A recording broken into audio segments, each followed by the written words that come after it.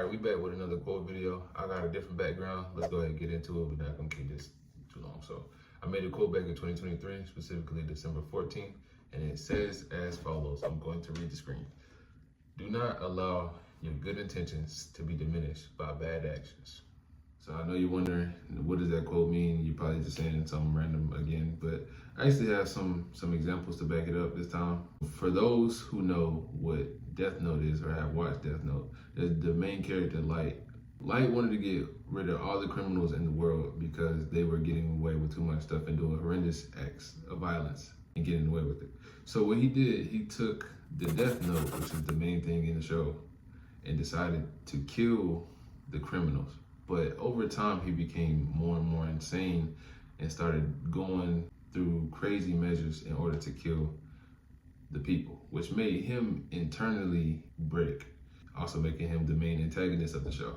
Even though he had good intentions at first, those good intentions led to bad actions because he did not properly plan his good actions in order for them to be perceived as good actions. So they ended up being negatively perceived.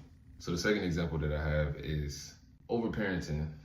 So basically when parents keep their kids sheltered for too long, the kids are no longer able to properly go through their own trials and tribulations through life, which builds them and creates their own amount of strength and structure, which they won't have if the parents are always there. So when they reach a point to where they can't be babied anymore or they have to go into the real world by themselves, they have no grounds or anything to start with. Pretty much like sea turtles. Sea turtles at birth are left to die, essentially. According to SeaTurtles.org, it says that only 1 in 1,000 sea turtles survive adulthood. I know we're talking about sea turtles, but I'm saying still, it can translate over. It happens in real life every day.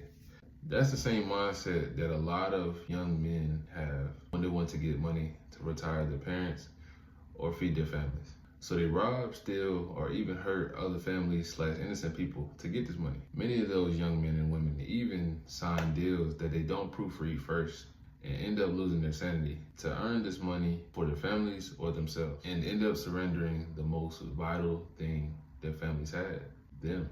So before making decisions based off of a thought that initially seems good, take a second and look at who your decision can affect in a positive and negative way.